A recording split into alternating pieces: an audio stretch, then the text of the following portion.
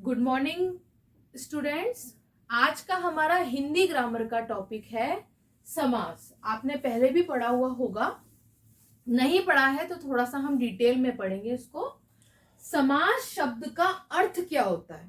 कोई बड़ी लाइन को शॉर्ट में लिखना, बहुत कम शब्दों में लिखना, वो समास कहलाता है। ठीक है, कम शब्दों में अपनी बात को कहना समास कहलाता है। ये तो हम ऐसे ही एक परिभाषा बना देते हैं। अब सबसे पहले टॉपिक है समास का अर्थ। तो समास का क्या अर्थ होता है? संक्षिप्त यानी शॉर्ट रूप में लिखना। ठीक है, अथवा कोई बात कम से कम शब्दों में कहना। ठीक है, वन वर्ड भी जिसे हम बोल सकते हैं। ठीक है, उदाहरण है जैसे प्रयोग के लिए शाला, ये तो हमारा विग्रह हुआ। समास विग्रह इसे कहते हैं, समस्त पद या सामासिक पद इसे कहते हैं। ठीक है, अब इतनी बड़ी लाइन को शॉर्ट में लिखना, प्रयोगशाला। ऐसे ही जीवन और मरण, इसको शॉर्ट में लिखेंगे जीवन मरण। ठीक है, तो ये तो हमारा विग्रह हुआ और ये हमारा हुआ सामासिक पद या समस्त पद। ठीक है, अब इसकी परिभाषा देखेंगे। अनेक शब्दों को संक्षिप्त यानी शॉर्ट करके नए शब्द बनाने की प्रक्रिया क्या कहलाती है? प्रोसेस क्या कहलाता है? समास कहलाता है। ठीक है, जैसे राजा का महल, तो हम उसे लिखते हैं राजमहल। ठीक है, तो हम समझ जाते हैं इसमें राजा रहता था, राजा का ये महल है।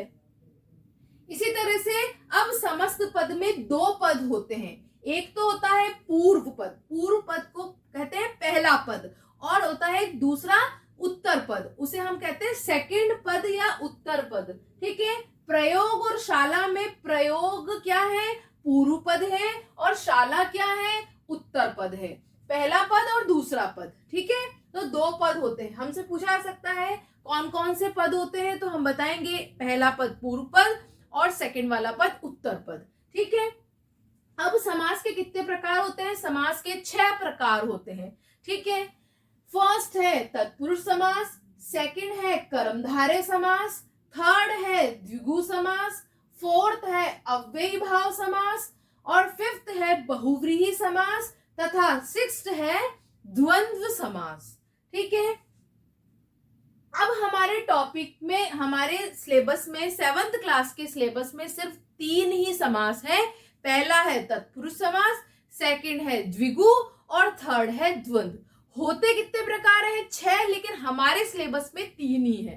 तो अगर हमारा क्वेश्चन आता है समास कितने प्रकार के होते, तो होते तो 6 ही है, सिलेबस में 3 है। हम पढ़ 3 ही रहे हैं क्योंकि ज्यादा डिटेल में हमें नहीं पढ़ना है। ठीक है, छोटी क्लास है, कम पढ़ रहे हैं, 8th में ये पूरे ही आ जाएंगे। ठीक है, अब है तत्पुरुष समास। तत्पुरुष समास किसे कहते हैं? इस समास में उत्तर पद यानी दूसरा वाला पद इंपॉर्टेंट होता है, प्रधान होता है। इसमें कारक चिन्हों का लोप यानी गायब हो जाते हैं, और कर्ता और संबोधन, जो कारक होते हैं हमारे 8, उनमें से कर्ता और संबोधन इसमें गिनाए नहीं जाते। सिर्फ 6 होते हैं। कर्म, करण, कर्ता ने कर्म को करण से संप्रदान के लिए, अपादान से अलग होने, संबंध काके की अधिकरण में पर। सिर्फ 6 प्रकार यूज होते हैं, 2 प्रकारों को यूज नहीं करते हैं। इस तरह से जो भी कारक चिन्ह होते हैं, जब उनका समस्त पद बनाते हैं तो वो कारक चिन्हों को हटा देते हैं, उनका लोप कर देते हैं। ठीक है, जैसे फर्स्ट है हमारा कर्म तत्पुरुष समास, इसकी विभक्ति है, इसका कारक चिन्ह है को। तो जब भी हम शब्द का समास विग्रह करेंगे तो बीच में क्या लगेगा? को लगेगा। जैसे स्वर्ग प्राप्त, ये हमारा समस्त पद है या सामासिक पद है, इसका विग्रह क्या होगा? स्वर्ग को प्राप्त, या गया हुआ भी बोल सकते हैं। माखन चोर, माखन को चुराने वाला। ग्रामगत, गांव को गया हुआ। पद प्राप्त, पद को प्राप्त। इस तरह से ये हुआ हमारा कर्म कारक, और इसकी विभक्ति है को। नेक्स्ट है करण कारक, की विभक्ति होती है से या के द्वारा। अब करण कारक और अपादान कारक दोनों में से आता है, लेकिन उसका डिवाइडेशन कैसे होता है? दोनों में से आ रहा है, हम कैसे पहचानेंगे? तो करण में क्या होता है? कोई माध्यम काम करता है, किसी चीज के द्वारा हम काम करते हैं। ठीक है, और शरीर में कोई भी विकृति या फिर कोई भी कमी होना, वो भी किस में आता है? करण कारक में ही आता है। और अपादान में आता है अलग होने का भाव, किसी चीज से कोई अलग हो रहा है, रास्ते से भटक रहा है, ठीक है, पेड़ से पत्ता गिर रहा है, घर विद्यालय से घर आ रहा है, तो ये सब किस में आएगा, अपादान में आएगा। ये करण और अपादान में मेन अंतर है, ठीक है। रस भरी, रस से भरी, ज्ञान युक्त, ज्ञान से युक्त, तुलसी कृत, तुलसी द्वारा कृत, कृत यानी होता है किया हुआ, तुलसी द्वारा लिखा हुआ। मदान, मद से अंधा, बुरी आदतों में अंधा होना, ठीक है। ये हुआ हमारा करण तत्पुरुष समास। थर्ड है हमारा संप्रदान कारक, जिसकी विभक्ति है के लिए। रसोई घर, रसोई के लिए घर, जैसे हम इंग्लिश में किचन बोलते हैं। राह खर्च, राह के लिए यानी रास्ते के लिए खर्च, पैसा। पूजा घर, पूजा के लिए घर। गौशाला, गौ के लिए शाला यानी जगह, स्थान, और या गायों के लिए शाला एक ही है, ठीक है। नेक्स्ट है अपादान, जो मैंने आपको बताया था करण और अपादान में अंतर, तो से अलग होने का भाव। रोग युक्त, रोग से युक्त, यानी वही धनहीन, धन से हीन, उससे वो नहीं है, वो भाव नहीं है। धर्म भ्रष्ट, धर्म से भ्रष्ट यानी अलग हुआ। शोक मुक्त, शोक से मुक्त, अलग होने का भाव। नेक्स्ट है संबंध कारक, इसकी विभक्ति होती है का, के, की। राजपुत्र, राजा का पुत्र, रानी का पुत्र, ये सब संबंध में आएंगे। राजकुमारी, राजा की कुमारी। गंगा जल, गंगा का जल। देशभक्त, देश का भक्त। पितृ भक्ति, पितृ यानी पिता, पिता की भक्ति। नेक्स्ट है अधिकरण, लास्ट है, उसमें आता है में पर। दानवीर, दान में वीर। लोकप्रिय, लोक में यानी संसार में प्रिय।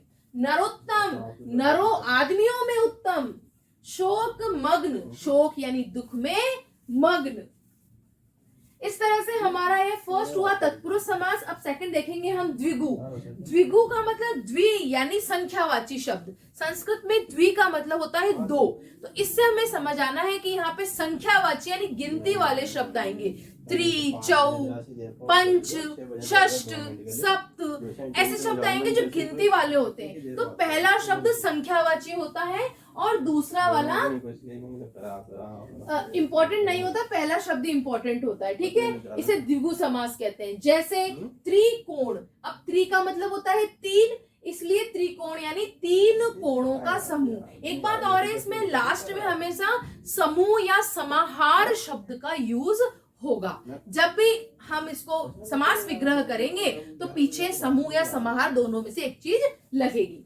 चौराहा, चौ यानी चार होता है, चार राहों का समूह। नवरत्न, नव यानी 9 रत्नों का समूह। नवरात्रि भी 9 रात्रियों का समूह। त्रिभुज, 3 भुजाओं का समूह। पंचवटी, 5 वटियों का समूह।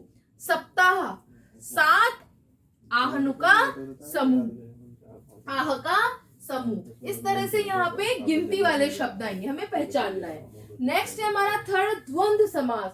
इस समास में पूर्व पद और उत्तर पद दोनों ही इंपॉर्टेंट होते हैं, प्रधान होते हैं, दोनों की अपनी इंपॉर्टेंस है। इनके पदों के बीच में और जब हम विग्रह करेंगे तो और या एवं लगता है, और जैसे ही समस्त पद बनाएंगे योजक चिन्ह यानी ये वाला चिन्ह है ना, इसे बोलते हैं योजक चिन्ह, माइनस वाला जो होता है, ठीक है। तो जब इसका समास समस्त पद बनाते हैं तो बीच में हमेशा क्या लगा रहेगा, बीच में योजक चिन्ह लगा रहेगा, और दोनों शब्द एक दूसरे के विपरीत होंगे, कभी भी एक जैसे शब्द नहीं होंगे। अगर एक जैसा शब्द आता है तो फिर वो अव्यय भाव समास होता है, वो आपके सिलेबस में अभी नहीं है। तो हमेशा क्या आएंगे, दोनों एक दूसरे के विपरीत होंगे, जैसे लाभ हानि, पाप पुण्य, अच्छा बुरा, छोटा बड़ा, सुख दुख, ये सब हमारे विपरीत शब्द आएंगे। जैसे राजा और रंग, जैसे इसका समास विग्रह करेंगे राजा और रंग। माता पिता, माता और पिता। राम रहीम, राम और रहीम। अन्न जल, अन्न और जल। लाभ हानि, लाभ और हानि। पाप पुण्य, पाप और पुण्य। सुख और दुख। इस तरह से जो भी विपरीत शब्द होते हैं और दोनों इंपॉर्टेंट होते हैं और दोनों के बीच में एक चिन्ह लगा होता है जिसे बोलते हैं योजक चिन्ह, जोड़ने वाला शब्द, इस तरह से हमारा द्वंद्व समास होगा। आया आपको समझ में? 3 ही आपके सिलेबस में है, प्रकार 6 होते हैं। जब भी कोई क्वेश्चन में आएगा आपको 6 ही बताने हैं, लेकिन हमारे सिलेबस में 3 ही है। ठीक है, हमें वहां पे 3 को नहीं टिक करना है, हमें 6 को ही करना है, क्योंकि हमारे सिलेबस में 3 है लेकिन होते कितने? 6 होते हैं। इस तरह से आपका ये समास का टॉपिक कंप्लीट होता है।